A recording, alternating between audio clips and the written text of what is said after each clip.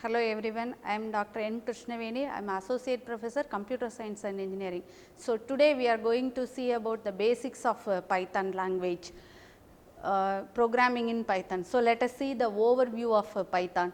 So Python is a widely used general purpose programming and object oriented language. So this language was created by Guido van Rossum in 1991 and further developed by the Python Software Foundation. Next one is, it was designed with an emphasis code readability, and its syntax allows programmers to express their concepts in a fewer lines of code. So this Python language is used for web development, software development, machine learning, mathematics, system scripting. So why Python, why we are going for Python means, so Python works on different platforms like Windows, Macs, Linux and Raspberry Pi, etc. Okay. So Python has a simple syntax for using the English language. So that is why we prefer Python. So the next one is, Python has a syntax so that allows developers to write programs, and fewer lines of code we can able to complete the lines. Then Python runs an interpreter. Python runs an interpreter system, so meaning that if this code can be executed as soon as it is written. So prototyping can be very quick. The next one is, Python can be treated in a procedural way as well as the object oriented way. Procedural way, and it is a functional one. So these are all the features why we are going for Python. So the next thing is history of Python. So let us see this, how this Python language has been evolved. So this language has been developed by Guido van Rossum in early 90s in Netherlands. So it is an open source one. Okay. So it is considered as a scripting language also. It is much more scalable, object oriented, and it is used in a functional way. So this language is used by the Google.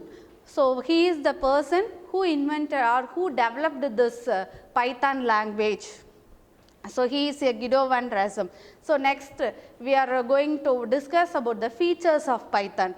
So here we have the list of features. So first one is, it is very simple, easy to learn, open source, high level language, it is dynamically typed, then scripting language, database connectivity we have, then batteries are included, platform independent, portable, procedure oriented and extensible, embeddable. It has the huge library. So let us see these features one by one. So first one is, it is readable one. So Python language is a very readable language. So next thing is easy to learn. So learning Python is easy, that is, it is expressive as well as in a high level language. So the next feature is, it is a cross platform. So Python is available and can run on various operating systems. So this is one of the feature we have with Python language. Then open source. So open source, anyone can use it. So this is a open source programming language. Then it has the large standard libraries. So because Python comes with a large standard libraries, so that has some important libraries too. So then free one.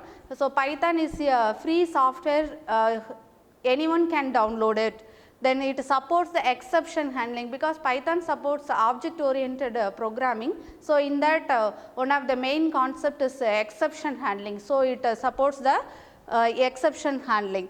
Then advanced features we have like list and comprehensions and all those things. And one more important thing is, it has the automatic memory management. Okay. So these are all the features of Python. Next we are going to see how we are going to save the Python file. So this is the structure. So here we have two numbers of file, sample.py and x.py. Here this sample and x is called a program name or file name. .py is the file extension. So using this extension you can save this Python file.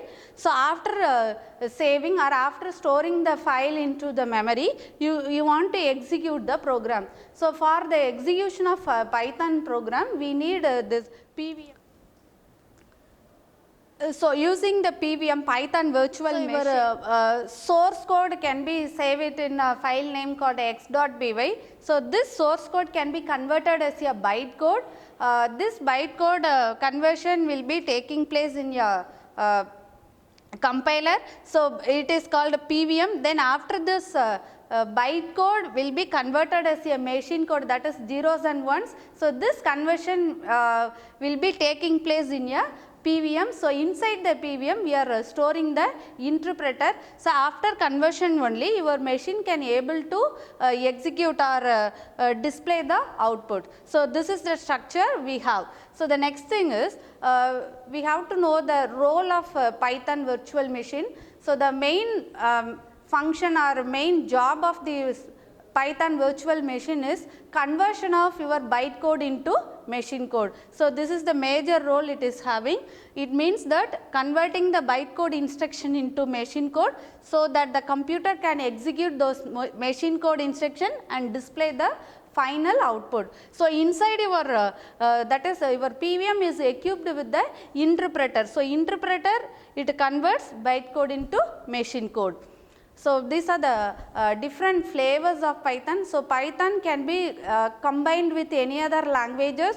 So these are the different flavors: C Python, J Python, Iron Python, PyPy, Ruby Python, Stackless Python, Anaconda Python. So these are the different flavors. So if we want to install a Python, means we can directly go to the python.org website and we can download it. So in that not only the software is available, we can have the documentation also. So by using this website, we can download the software as well as we can use the documentation also. So this is the website one.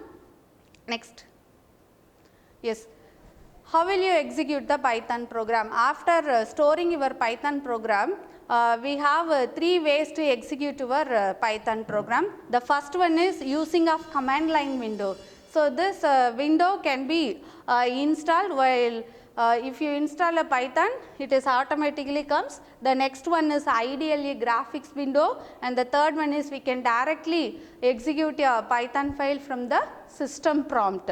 So the first two ones are interactive modes and the last one is a non-interactive mode. So these are the three ways to execute your Python program. So next, see the Python commands. Here comments is nothing but a piece of text to let someone know what you have done in your program or what is going to be done in your block of code. So this is what a comment. So this comment can be of two types. One is single line comment and another one is multiple line comment.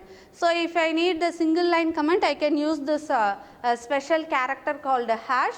And if I want to use the multi-line comment, I can use the three single quotes. So these are the two types of commands we have in Python.